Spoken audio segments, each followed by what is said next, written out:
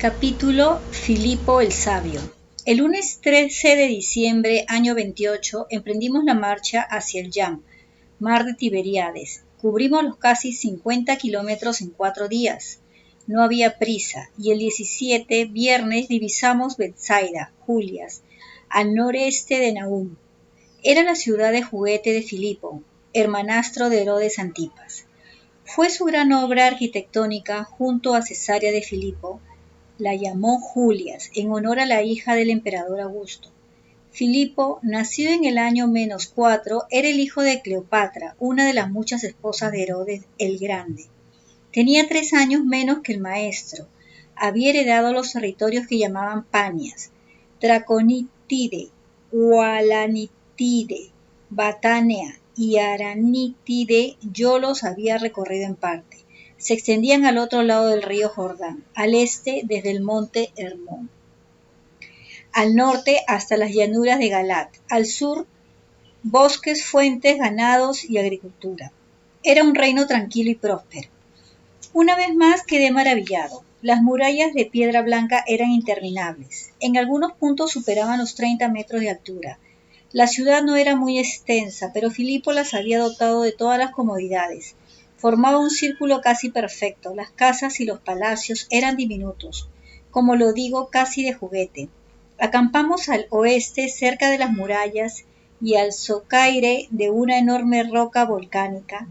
Nadie habló del tiempo que permaneceríamos en Betsaida, pero tampoco importaba. Estábamos acostumbrados a todo. Y el domingo 19 de diciembre se presentaron 2 correos de David Zebedeo. Traían malas noticias. Procedían de Jerusalén. La curación masiva registrada en la ciudad de Tariquea había alterado un poco más los ya soliviantados ánimos del Sanedrín. Para colmo, la inesperada herencia recibida por Jesús de parte de Abraham, el fariseo que se había pasado a las filas del maestro, conmovió, y de qué forma, a las castas sacerdotales. Trataron de convencer a Abraham para que anulase la cesión, pero no lo consiguieron. Y por último, según los mensajeros, la traición de los 3 espías provocó un cataclismo entre los santos y separados, fariseos. En esas últimas semanas, las reuniones de los fariseos, escribas y saduceos fueron constantes, más de 10. Hay que arrestar al impostor, clamaban, y ejecutarlo. Pero el continuo ir y venir de Galileo hacía difícil la captura. Jesús y Andrés conversaron y se mostraron de acuerdo. Convenía extremar la prudencia y no provocar a los sacerdotes. Y el miedo se instaló de nuevo entre los íntimos. Todo eran recelos y suspicacias. Se suspendieron las prédicas en público, y el maestro, siempre en compañía de la Tabá, siguió haciendo en la ciudad del juguete. Los 3 permanecían armados y de forma permanente. Pedro, el más asustadizo, Juan y Santiago de Zebedeo se limitaban a estar atentos y a corta distancia del Hijo del Hombre. Fueron días de angustia. ¿Cuándo aparecerían los policías del Sanedrín? ¿Conseguirían atrapar al rabí? ¿Por qué no huíamos? Y en ese estábamos cuando de pronto se presentó él. Ocurrió el domingo, 26 de diciembre, año 28, sobre la hora quinta, 11 de la mañana. La visita fue inesperada, nadie podía imaginarlo. Llegó con 4 siervos que cargaban la tradicional y célebre silla curul, el trono que servía para impartir justicia. Era Filipo, rey de aquellas tierras. Me sorprendió, era un individuo envejecido, solo tenía 32 años, estrecho y alto como una caña, podía medir 1,90 metros y albino. El cabello denso, era pura plata, lucía todas las arrugas del mundo y unas cejas espesas e igualmente nacaradas. El bigote era blanco, largo y trabajado, pero lo más impactante era la mirada, azul transparente, y sabía explotarla como una espada. Miraba de frente sin miedo. Las manos eran interminables y sonrosadas.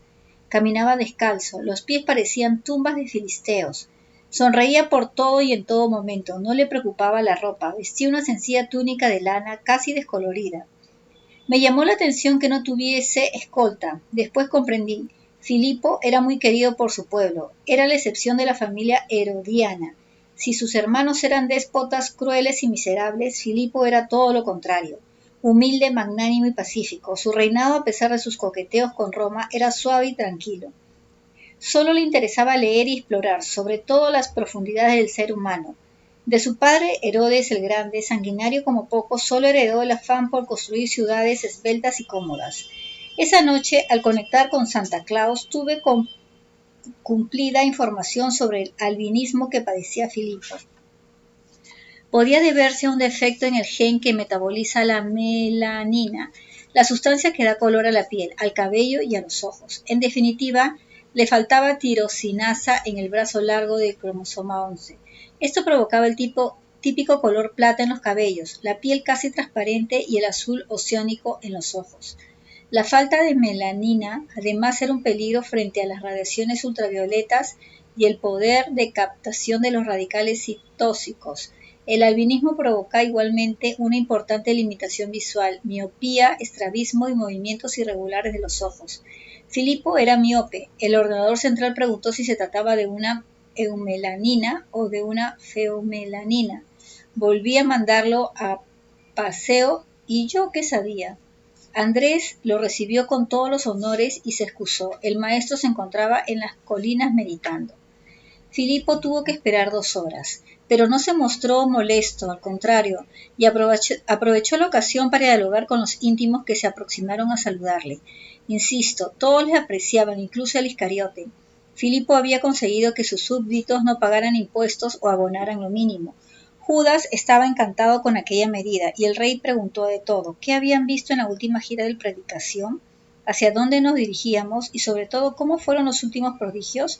¿Qué sucedió en Tariquea? ¿Era cierto lo de Caná? ¿Cómo era posible transformar el agua en vino? ¿Cuánto dinero ganaba Jesús con los milagros? ¿Era verdad que solo predicaba si tenía una bella naranja en las manos? Andrés respondió a todo a su manera. Después le tocó responder a Filipo. El oso de Caná, incansable, preguntó por sus expediciones. El rey era un explorador nato. Consiguió demostrar que las fuentes del río Jordán se hallaban en Fiale. Para ello arrojó para en dicho lugar y verificó que la corriente subterránea la hacía aflorar en Panias. Ahora estaba empeñado en organizar una expedición a las fuentes del Nilo. Quedé perplejo, sabía de todo, aunque con las lógicas limitaciones de su tiempo. Suponía, por ejemplo, que el mundo era redondo y que lo integraban 28 mares, 74 islas y 35 cordilleras. Nos habló de la India y de los individuos con cabeza de perro que lo habitaban. Dijo que había recibido muy buena información al respecto, así como de las hormigas rojas y gigantes que protegen las minas de oro en el corazón de África. Bartolomé estaba encantado y asentía con la cabeza. Le fascinaban las matemáticas y afirmó que había descubierto números superiores a las míriadas, 10.000. Filipo era un seguidor de la obra de Arquímedes e intentaba calcular el número de granos de arena que contenía el universo. Las cifras que barajó no se hallaban desencaminadas. En el siglo XX se supo que en una esfera con un radio similar a la órbita de Plutón podrían entrar del orden de 10 a la 51 granos. Había leído a Parménides y sabía de la llamada paradoja de Zenón, que niega el movimiento. Filipo se mostró en desacuerdo y rechazó el ejemplo de Aquiles y la tortuga, pero defendió la revolucionaria idea sobre la realidad presentada por Parménides ante el joven Sócrates. La realidad es una criatura singular que jamás cambia. Le interesaba especialmente el concepto de infinito. Deseaba saberlo todo sobre la eternidad. Su curiosidad era insaciable. Protegía los bosques como nadie, llamaba a los árboles sus hijos. Estaba dispuesto a pagar 1000 denarios de plata a quien consiguiera un pino o un ciprés impinífugo. Si un pirómano era capturado, Filipo lo condenaba a tantos años de cárcel como árboles quemados. En ese aspecto no tenía misericordia. Había oído hablar de un árbol especial que ahorraba agua y que procedía de los bosques templados de la lejana China.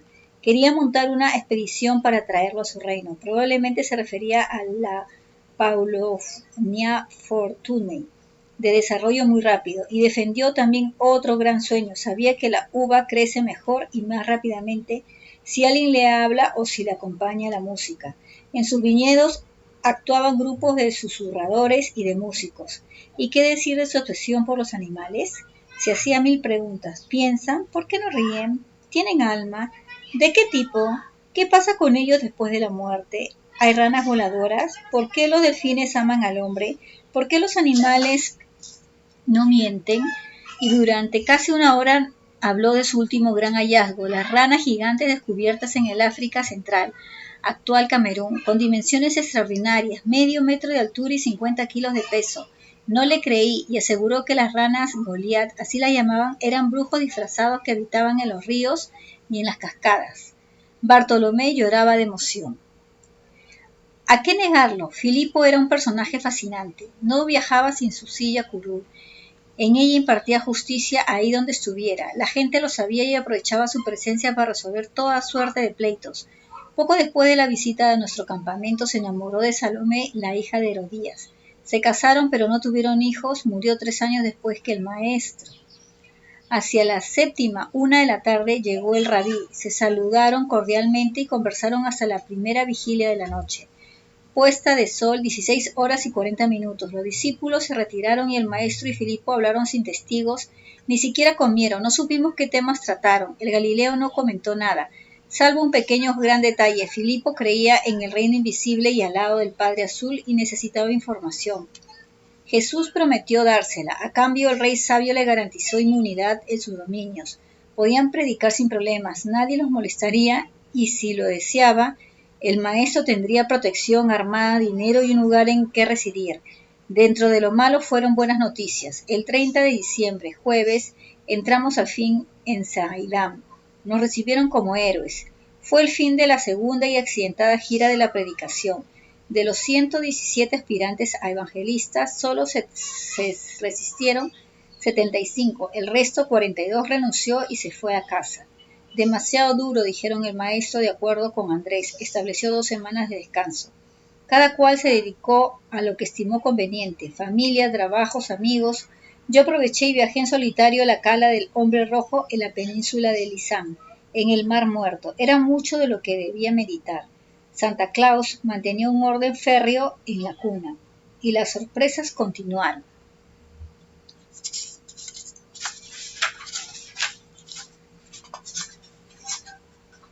Capítulo La bomba.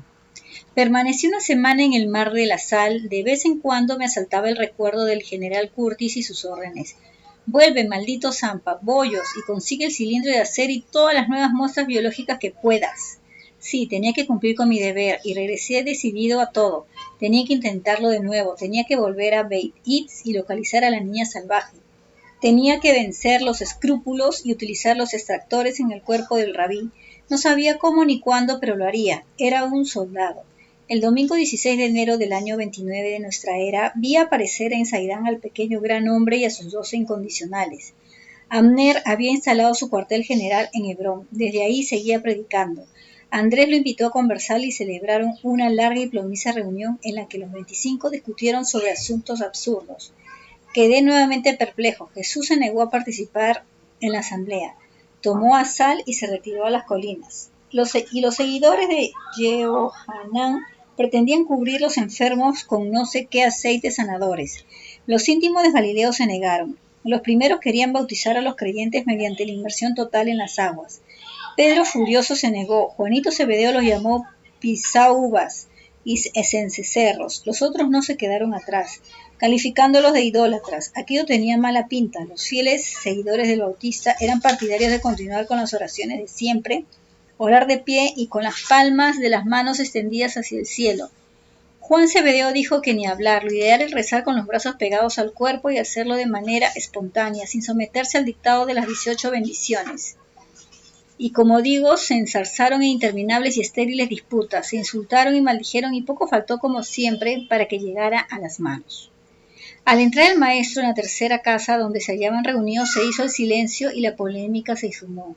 Eran unos consumados actores. Jesús los contempló en silencio. Sabía que anidaba en cada corazón. Después se sentó junto a los litigantes y los observó con calma. No hubo reproches. Algunos avergonzados bajaron la vista. Al cabo de unos segundos de espeso e incómodo silencio, el maestro soltó la bomba. Mañana seleccionaremos a 10 mujeres para que colaboren en la difusión de la buena nueva. Pensaron que era otra broma del Galileo, pero no, Jesús hablaba en serio. Al cabo de un minuto la sala se convirtió en gallinero. Todos gritaban, todos gesticulaban, todos protestaban. Nadie hacía caso a nadie, solo Abner. Andrés, los gemelos y Santiago de Zebedeo siguieron impasibles y en silencio. Debemos agradecer que Yahvé, bendito sea su nombre, no nos haya hecho mujer. La estúpida proclamación de Juan Zebedeo fue acogida con aplausos. La mujer es de nuestra propiedad, gritó el celota. ¿Por qué igualarla al varón? ¿No es eso lo que dice Yahvé, bendito sea su nombre? Antes quemar la ley que se enseñarla a la mujer, sentenció Pedro. Y prosiguieron los aplausos. El comportamiento machista de los íntimos de Jesús, de los íntimos de Hijo del Hombre y de los seguidores de Bautista, no era de extrañar. En aquel tiempo, como reflejó Jasón en sus diarios, la situación social de la mujer, especialmente en Israel, era lamentable. Jasón escribió: en aquella sociedad las mujeres eran ciudadanos de segundo orden. Se las educaba para el matrimonio, el trabajo y la sumisión. Debía a su marido fidelidad absoluta porque no podían exigir lo mismo del esposo. Uno de los mandamientos Yahvé había sido manipulado por los doctores y exegetas de forma que pudieran satisfacer el gusto de los varones. Decía: no desearás la casa de tu prójimo, ni la mujer de tu prójimo, ni su siervo, ni su sierva, ni su asno, ni su buey, ni nada de cuanto le pertenece. Éxodo 20 y Deuteronomios 5, 21. Pues los astutos judíos, a raíz de esta prescripción del Yahvé bíblico, estimaron que la mujer les pertenecía al igual que un asno, una viña o unas sandalias. Tan cierto era que cuando se efectuaba la venta de un esclavo, la mujer de éste iba incluida en la operación, tal y como señala el Éxodo 21, capítulo 3, en uno de los escritos rabínicos Menachot 43b. Se proclama con el peor de los descaros que todo hombre debía agradecer diariamente a Dios que no le hubiera hecho nacer mujer, pagano o proletario. Desde el punto de vista legal, la mujer recibía la consideración de menor de edad, es decir, irresponsable. En consecuencia, cualquier acuerdo, convenio o negocio que pudieran efectuar o pactar podía ser reprobado por el marido. En este caso, la parte aceptante no tenía derecho a reclamar. Eran calificadas de mentirosas por naturaleza, careciendo de derecho a heredar ni por la parte del padre ni del esposo. En buena medida, esta gradante situación se hallaba justificada por los sagrados textos bíblicos. Lamentable antología de la misoginia. Raro era el profeta que no había lanzado sus dardos contra las hembras. Isaías las llama voluptuosas, perversas y ridículamente vanidosas. Amós las califica de crueles. En cuanto a Jeremías y Ezequiel, por no alargar tan lamentable lista, las estiman de llenas de duplicidad. Algunos rabíes aseguraban que entre los hombres que no verían la Gehenna, el infierno, se hallaban los que hubieran tenido en la tierra una mujer mala. Habrían cumplido su castigo por anticipado. Este desprecio por la mujer repercutía lógicamente en el capítulo religioso y en la enseñanza, que a decir verdad se confundían en un todo único. En relación a los preceptos de la Torá, la siguiente regla resume la situación. Los hombres están obligados a todas las leyes vinculadas a un determinado tiempo. Las mujeres, por el contrario, están liberadas de ellas. Ki 17 y Sota 2,8. En otras palabras, no estaban sujetas a recitar el Sema, ni tampoco a ir en peregrinación a Jerusalén durante la fiesta de Pascuas, Pentecostés o Tabernáculos. Su estatuto era la legislación religiosa, aparece perfectamente configurado en una fórmula que los sacerdotes se encargaban de repetir sin cesar. Mujeres, esclavos, paganos y niños menores. La mujer, igual que el esclavo no judío y el niño menor, tiene sobre ella a un hombre como dueño. Es por ello que desde el punto de vista religioso se hallan en inferioridad ante el hombre. Ver 3 y Suca 2:8. Sus derechos religiosos en efecto habían sido violenta e injustificadamente recortados. Podían entrar en el gran templo de Jerusalén, pero solo al atrio de los gentiles, entre los paganos, cambistas, traficantes de 1000 pelajes y prostitutas, así como al llamado atrio de las mujeres. Durante la purificación tenían terminantemente prohibido el acceso al templo por un periodo de 40 días si el nacido era varón, y 80 si era niña. Las menstruantes eran lapidadas si ingresaban en el templo. En las sinagogas tenían una galería reservada para ellas, separadas con rejas de los hombres. Por supuesto, la mujer no podía hacer uso de la palabra en los servicios religiosos. Una mujer leyendo la palabra de Dios hubiera sido como imaginar a un perro profetizando sobre sus espadas. En cambio, recaía todo el peso del trabajo en el hogar. y fuera de él, hilaban, tejían y atendían toda clase de faenas agrícolas. Ellas eran las responsables de la diaria fabricación del pan. Debían triturar el grano en los molinos, transportar la arteza con la masa fermentada y proceder a la cocción. Eran las mujeres las que tenían a su cargo el diario transporte de agua a las casas, otra labor fatigosa. Ellas lavaban, cocinaban, amamantaban, vestían y aseaban a los hijos, surcían, atendían la limpieza general de la vivienda, vigilaban la sagrada llama del sábado, servían la mesa y el vino al marido, e incluso estaban obligadas a lavar los pies del esposo. La suerte de las niñas judías en general estaban trazadas desde su nacimiento. Eran educadas para servir al macho.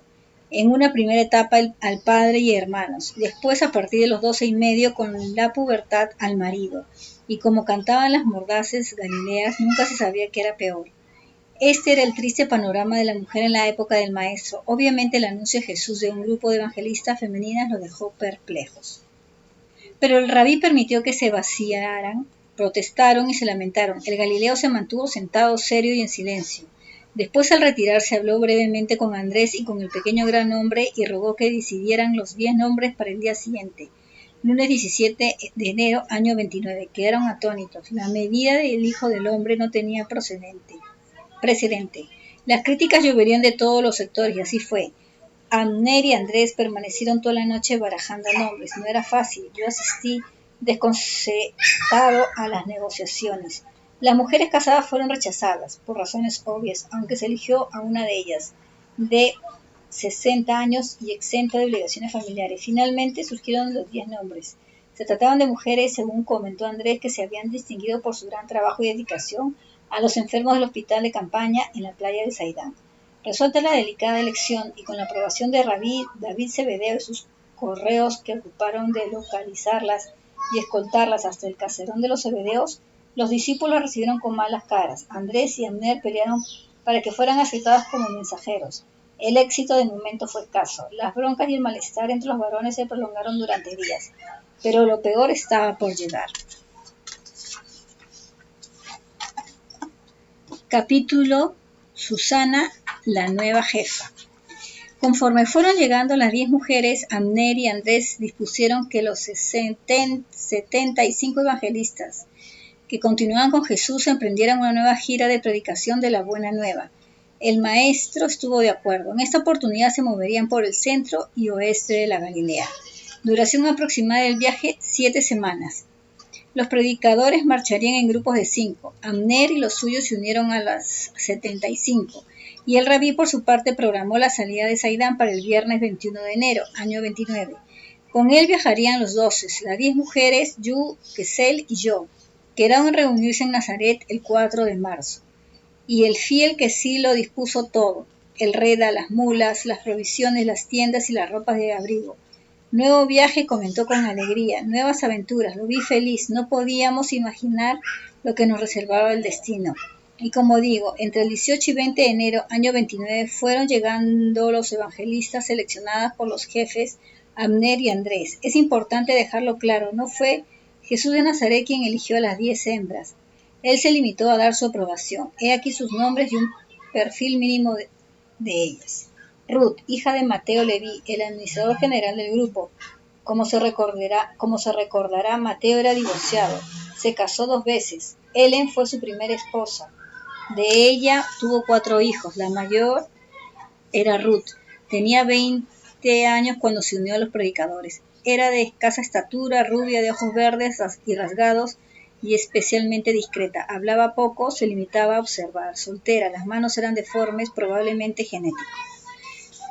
Raquel, cuñada de Judá, el hermano carnal de Jesús, altísima, 1,90 m, cabellos blancos, rondaba la edad del Galileo, 33 o 34 años, era muda. Se comunicaba con el lenguaje de los signos, soltera, no sé cómo se las arreglaba, pero estaba en todas las salsas. Residía habitualmente en Midal, en la costa occidental del mar de Tiberíades. Jam, cocinaba divinamente. Juana, esposa de Chuza, el funcionario al servicio de Herodes Antipas, era la mayor del grupo de mujeres. 60 años, delgada y nerviosa, voluntad de hierro, tiraba de todos con enorme fuerza y alegría. Se hacía querer, hablaba por los codos. En su juventud fue de gran belleza. Tartamudeaba, vestía siempre de azul. Fue la mujer que influyó en alguna de las decisiones de Antipas a la hora de juzgar al maestro. y a través de su marido consiguió demorar la orden de captura del Hijo del Hombre que terminó firmando el Tetrarca de la Galilea y la Perea. Marta, hermana mayor de Pedro y Andrés, soltera, algo más de 30 años, siempre enferma, muy observadora, rostro conquistando por las pecas, altura media, pechos caídos, dientes en desorden, tendencia a engordar, se pasaba el día comiendo, risa estrepitosa, se enamoró perdidamente de Tomás. Isabel, la más bella del grupo, 40 años, divorciada, un hijo pero vivía con el padre, morena, ojos castaños, dulces y adivinadores. Era hija de un rico judío de Séforis, capital de la Galilea. Se enamoró del maestro, jamás lo reconoció.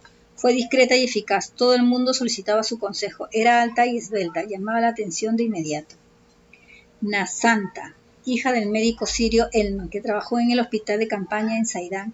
Era negra como el carbón, hablaba varios idiomas, no superaba el 1,5 metros de altura. Era fina, muy sensual, decía tener poderes heredados de su padre, aseguraba que podía curar con las manos. No hablaba mucho, en las predicaciones se limitaba a acompañar a las mujeres.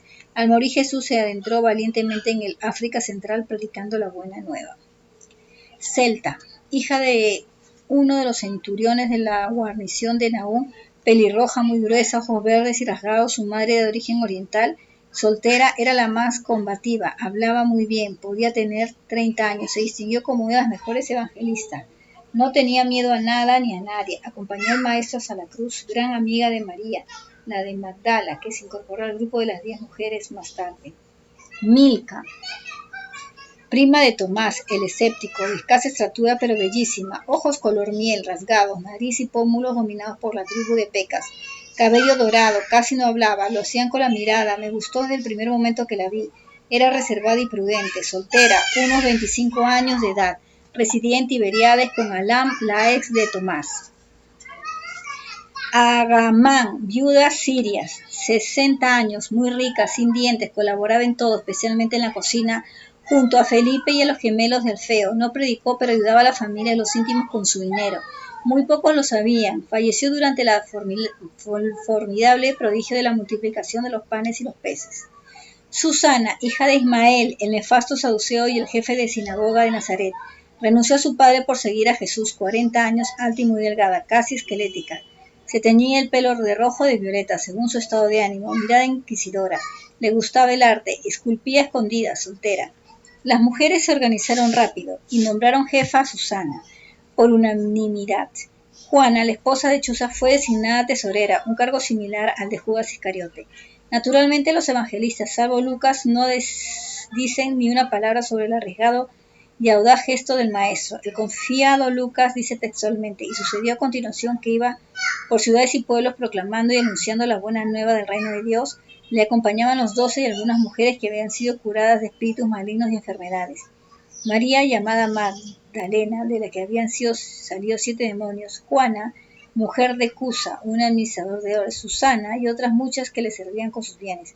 Falso, cuando Abner y Andrés eligen a las 10 evangelistas, ninguna había sido curada por el Galileo. Fue después cuando, pero vayamos paso a paso. Y tampoco es cierto que sirvieran a Jesús y a los 12 con sus bienes, salvo Agamán, la viuda siria. Ninguna aportó dinero al grupo, no se unieron a los hombres para servirles. Fueron tan mensajeras del reino invisible y alado como los varones.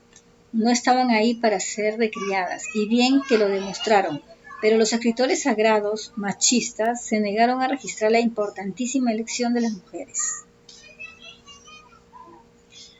Capítulo Amé.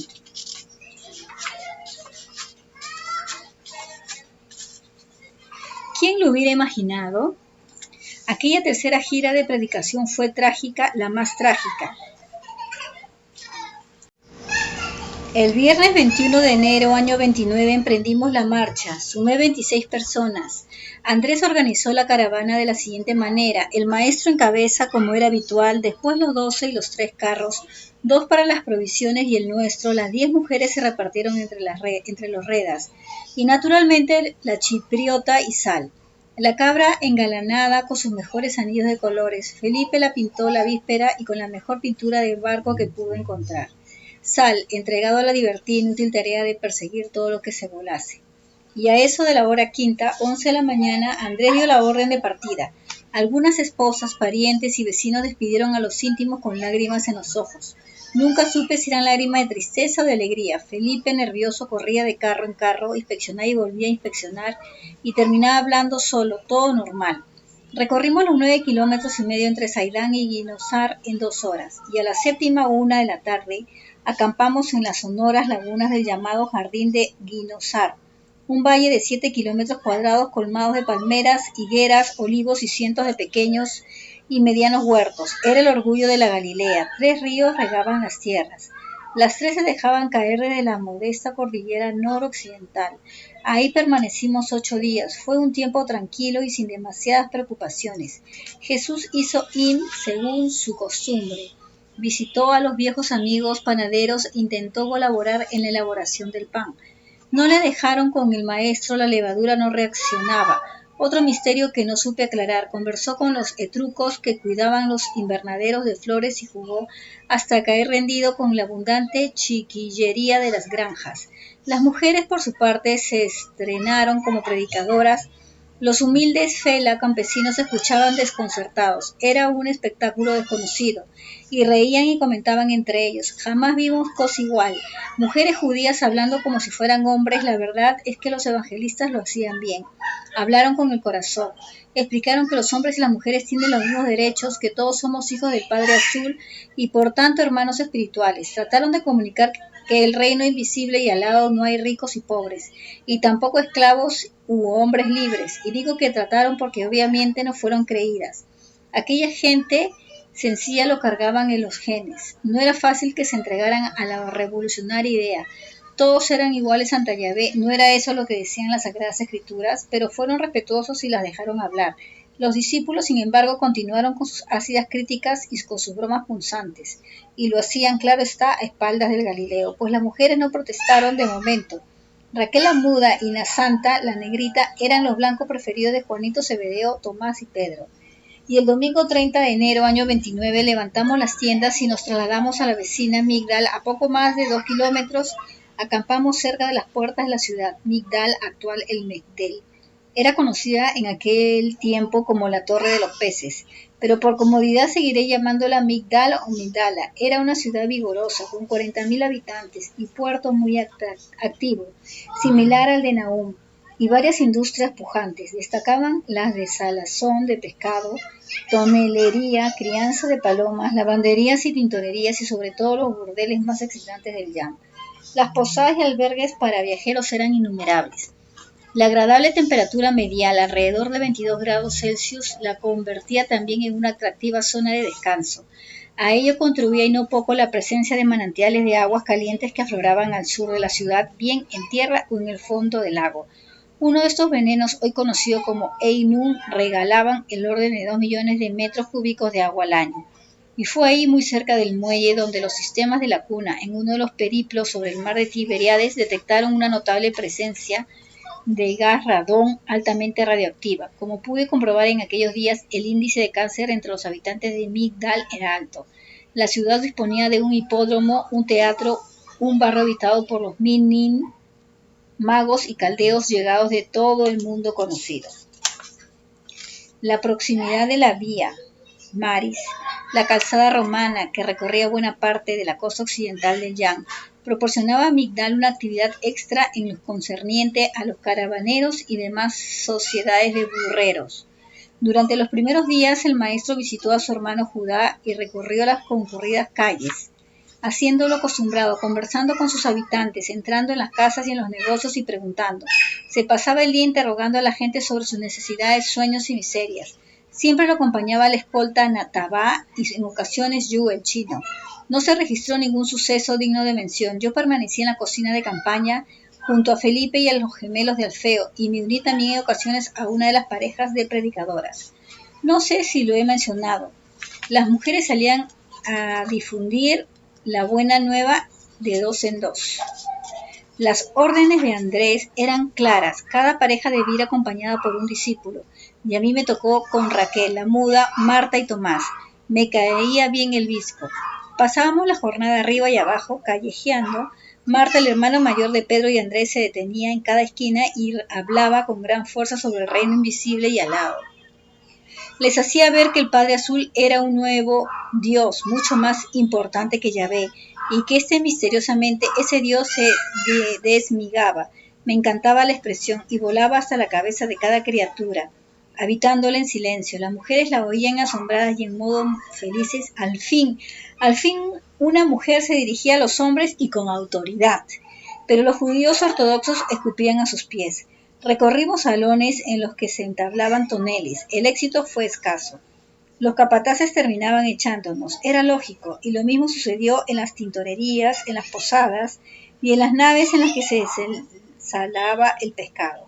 Regresamos al campamento desalentados. Al resto de los evangelistas no le iba mejor. Los únicos felices eran el Hijo del Hombre, Sal y la Chipriota. Fueron días para el olvido, no para Tomás, que no le quitaban ojo al trasero de la muda. Pero el 2 de febrero, miércoles, Marta tuvo una idea luminosa. Visitaríamos el puerto y la célebre calle de los burdeles. Cuando se lo comentó Susana, la jefa de las evangelistas, no puso buena cara. Pero Marta era audaz y emprendedora. Ha llegado el momento de encender una luz en las vidas de esas desgraciadas, manifestó con valentía y seguridad. Tomás, por supuesto, se frotó las manos. Y a las 11 de la mañana, hora quinta, nos presentamos en el muelle. La agitación era considerable. Decenas de barcos cargaban y descargaban toda suerte de mercancías. Los porteadores iban y venían. Aquello era un caos, y las palabras de Marta se perdieron entre los gritos de unos y de otros. Fue inútil que alzara la voz, cada cual estaba en lo que estaba. 2 horas más tarde, derrotados, nos dirigimos a la calle de los burdeles, muy cerca del puerto. Conté 25. Eran fácilmente distinguibles. En las fachadas colgaban enormes falos de madera. Durante 6 días entramos en una docena de establecimientos. Entrar es una manera de hablar. En realidad nos echaron de todos. El primero que visitamos se llamaba Lebú, como los barbos chillones del lago. Debo aclarar que en Migdal, como en otras ciudades de Israel, la prostitución se hallaba dividida en 2 grandes sectores: los burdeles con licencia y los fuera de ley, posadas y albergues en los que criadas y criados se acostaban con los clientes por unas monedas extras. Después aparecían las que los romanos llamaban ambulantariae, busconas que ejercían el oficio por las calles y que cobraban pura calderilla. También supe que las prostitutas de cementerio, bustuariae, que trabajaban además como plañideras profesionales en los duelos, y conocí a las lobas y a las polifías. Las primeras se prostituían en los bosques, las otras vendían panecillos por las calles, panecillos en forma de pene. Por cada panecillo el cliente tenía derecho a un beso y algo más. Naturalmente, por encima de todo se encontraban las prostitutas de lujo. Atendían en residencias privadas y especiales. Una noche con una fulana de alta sociedad podía costar el orden de 60 denarios de plata, el salario de un felá durante 2 meses. El Lebú, como el resto de los lupanares que visitamos, era simple. Disponía de 12 habitaciones distribuidas una a otro lado del largo pasillo. Las pupilas esperaban en la calle, sentadas o recostadas en la pared. Casi todas aparecían semidesnudas, cubiertas con gasas y túnicas transparentes que dejaban ver cuerpos castigados por la vida. Había jóvenes, ancianas y casi niñas, gordas, esqueléticas y deformes, y en todas ellas un cansancio externo en las miradas. Cuando el cliente seleccionaba una de ellas, entraba al burdel y se encerraba en el cuarto correspondiente. En otras ocasiones, si el personaje era adinerado, las cortesanas se alineaban en el pasillo, cada una frente a la puerta de su habitación, y aguardaban. Sobre el dintel se veía una tabla de madera con el nombre de la guerra de la chica y los diferentes precios según el servicio. En algunos burdeles vi pinturas eróticas, la mayoría de las maderas de las puertas de las habitaciones por el exterior. Representaban las posturas en las que las pupilas se habían especializado.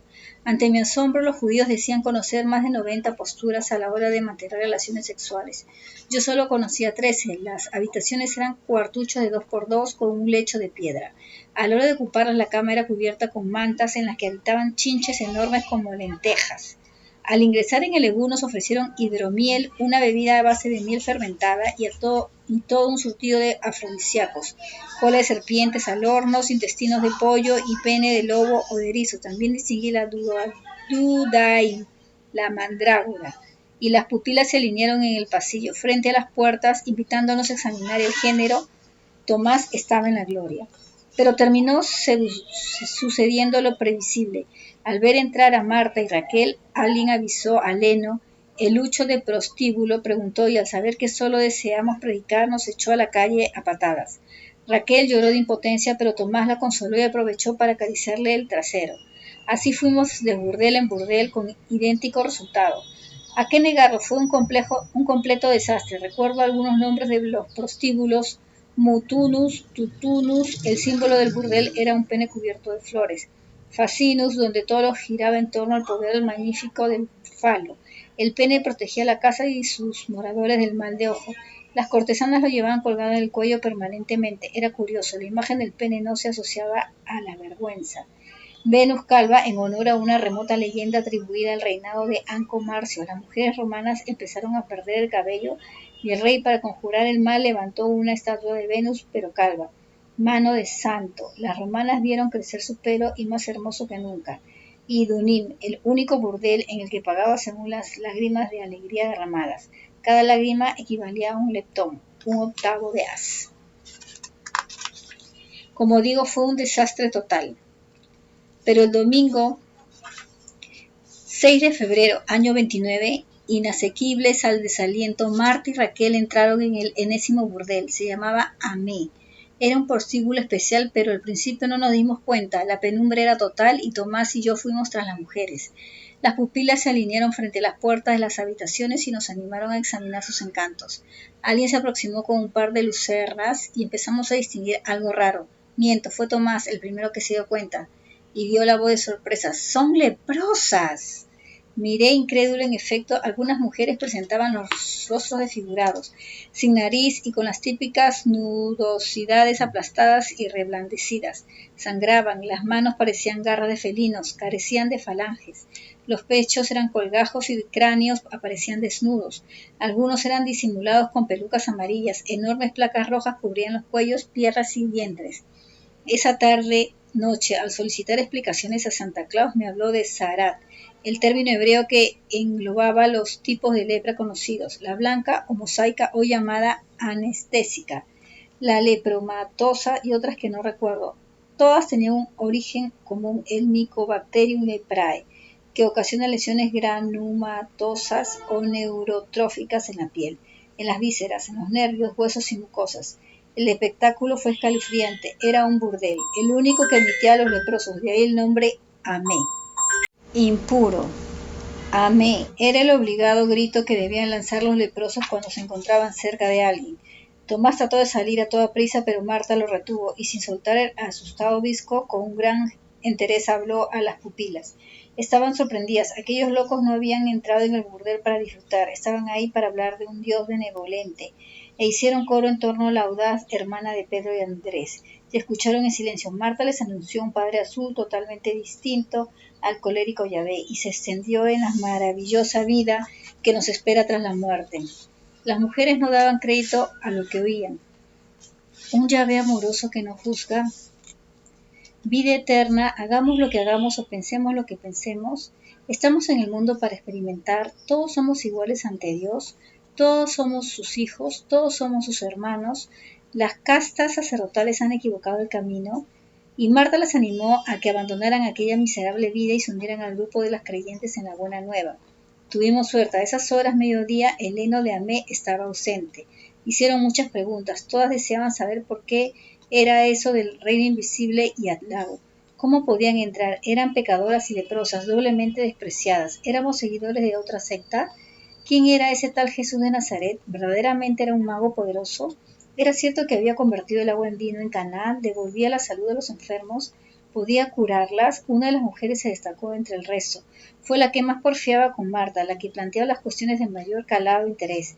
La intuición avisó. Al observarla recordé los diarios del mayor. Alta, casi 1,90 m, flaca y huesuda, hombros estrechos y piernas y brazos muy largos, ojos negros vivísimos, nariz recta y recogida, cara triangular, casi sin mentón, lo que Jasón llamaba hipoplásico, ojeras permanentes, dentadura impecable, cuello gracil, manos interminables y finas, sin pecho, cabellos negros y desordenados y unos finos cordones de oro en las orejas. edad, algo más joven que el maestro, unos 30 años. En el tobillo derecho brillaba un aljofar, una pequeña perla engarzada en una cadenilla. Tenía un singular y extraño atractivo. No era guapa, pero sí existente. Era quien imaginaba, no me atreví a preguntar, no era el momento. En la madera colgada en el dintel de su puerta aparecía una letra A. En arameo significaba tabla o madera, pero no caía en la cuenta. ¿Por qué la llamaban A? ¿Qué representaba aquel nombre de guerra? En la referida madera se avisaba: A era especialista en hacer el 69, un denario por servicio. Y observé algo que me dejó perplejo. A no era leprosa, pero su cuello, todos los brazos y piernas presentaban unas enormes manchas rojas y naranjas. En el bajo vientre vi otras deformaciones, parecían serpientes formadas por escamas plateadas. Al consultar a Santa Claus, apuntó a la posibilidad de que se tratase de una enfermedad de la piel llamada psoriasis, de origen inmunológico, que se puede desencadenarse por infecciones, estrés o golpes. Se caracteriza justamente por la presencia de placas escamosas secas de diferentes tamaños y colores. Aparecen normalmente en el cuero cabelludo, cara, uñas, extremidades, pecho y vientre. También afectan a las axilas, pubis, pliegues submamarios, ingles y genitales. El ordenador preguntó si estábamos ante una psoriasis punctata o pustulosa.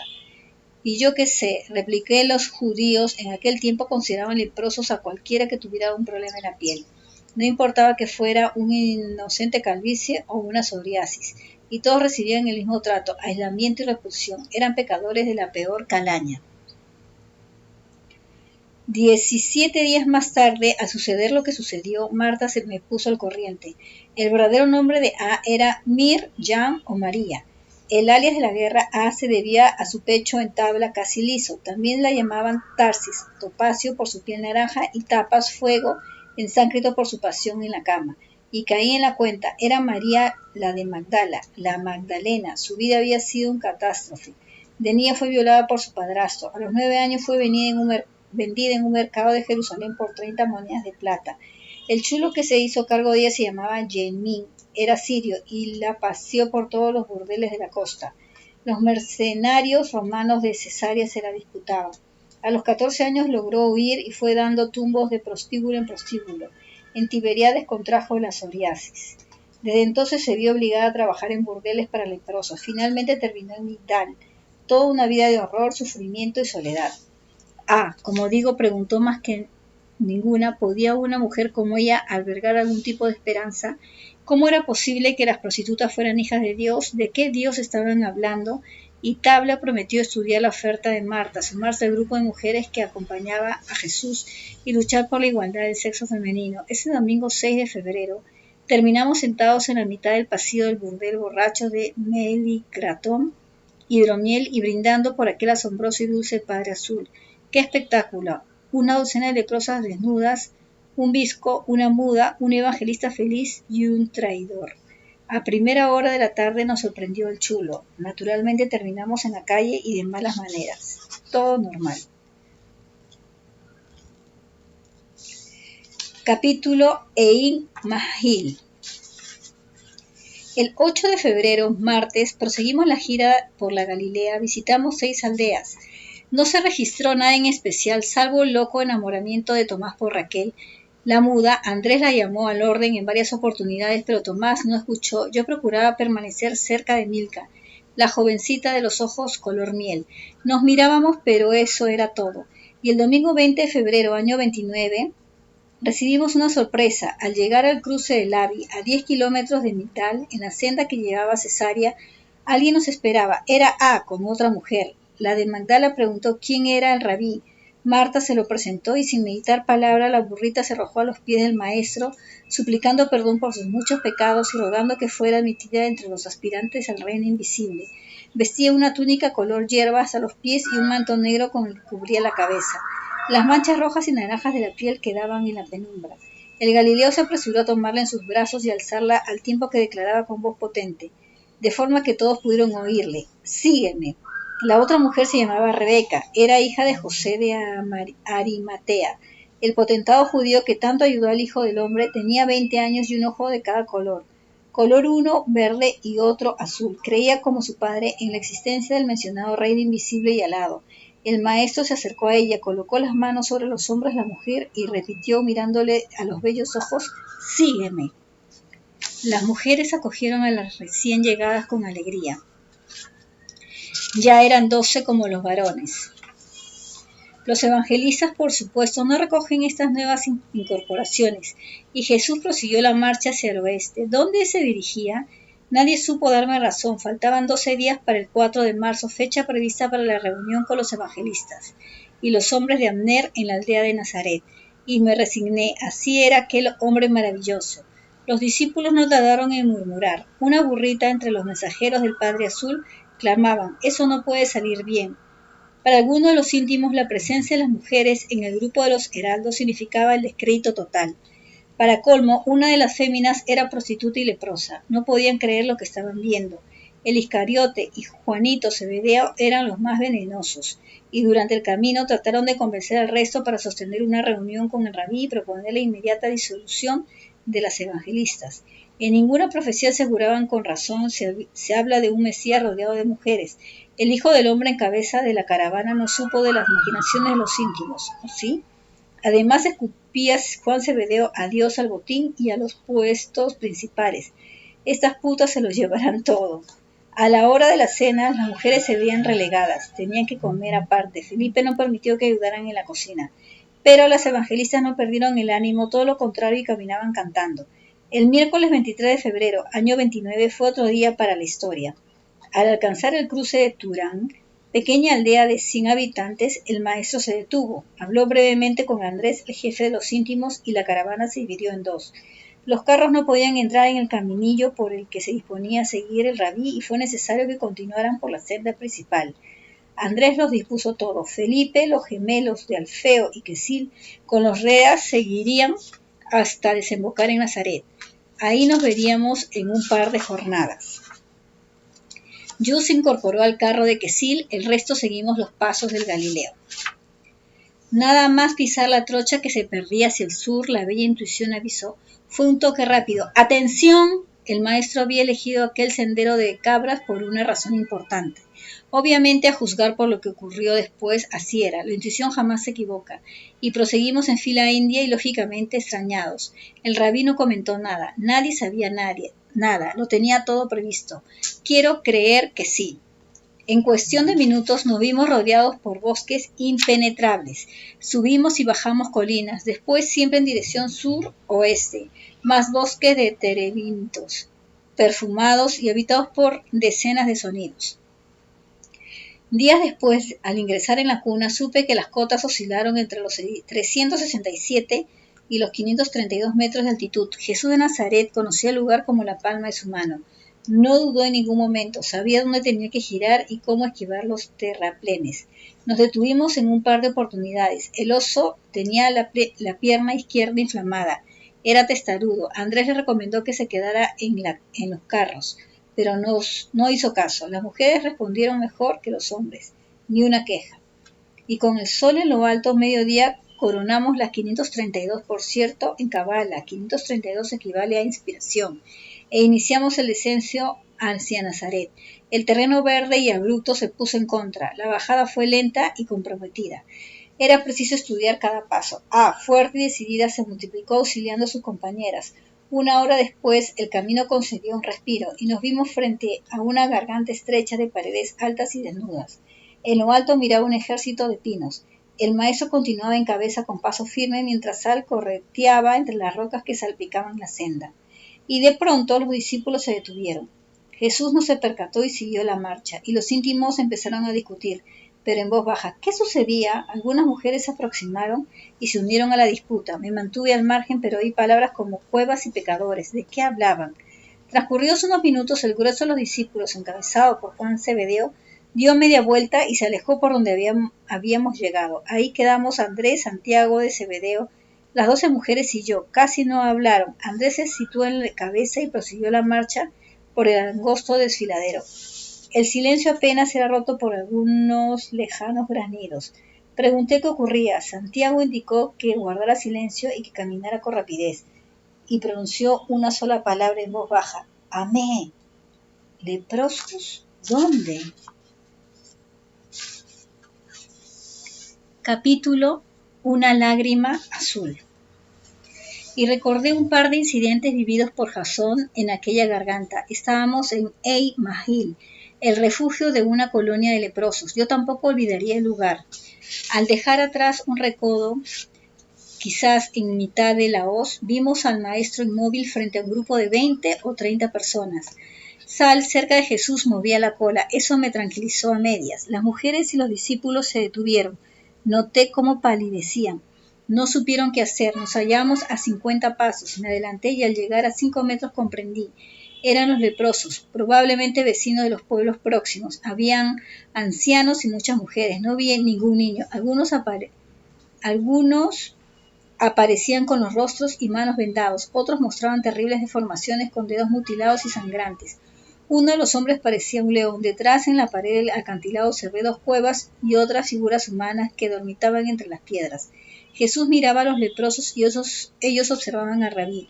No capté señal alguna de agresividad por parte de aquellos infelices. Creo que era mutua sorpresa. Y de pronto Jesús giró la cabeza y me miró. El rostro presentaba una palidez extrema y la vi brillar a la luz del sol. Era una solitaria lágrima. Resbaló por la mejilla derecha despacio hasta perderse en la barba. Y a partir de ahí todo fue instantáneo. Podía ser la 7:00, 1 de la tarde, el desfiladero, el aire, el Galileo, sus ropas, los bosques, las rocas, los leprosos, las negras bocas de cavernas, Sal, la lágrima. Todo se volvió azul, azul. Contemplé mis manos, la túnica, todo azul. No sé qué fue, un relámpago, no sé qué fue ni qué sucedió. Y escuché un lejano y penetrante silbido. 2, 4, 10 segundos. Después nada, todo volvió a la normalidad y a los colores conocidos. El rabí recuperó el movimiento y se alejó en silencio con sus habituales zancadas. Sal estaba paralizado como yo. A continuación oí murmullos, después gritos, después risas, muchas risas, risas nerviosas. Después una confusa mezcla de risas y gritos. Las mujeres estaban histéricas. Los hombres saltaban y reclamaban a los que dormitaban junto a las cuevas.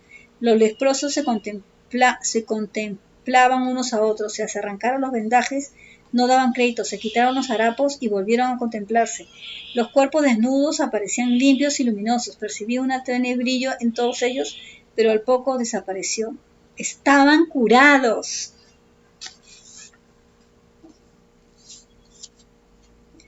Sal empezó a aullar. Tenía el pelo erizado. Después arrancó a la carrera a la búsqueda de su amo. Me aproximé al grupo y verifiqué que no estaba equivocado. La lepra, o lo que fuera, había desaparecido.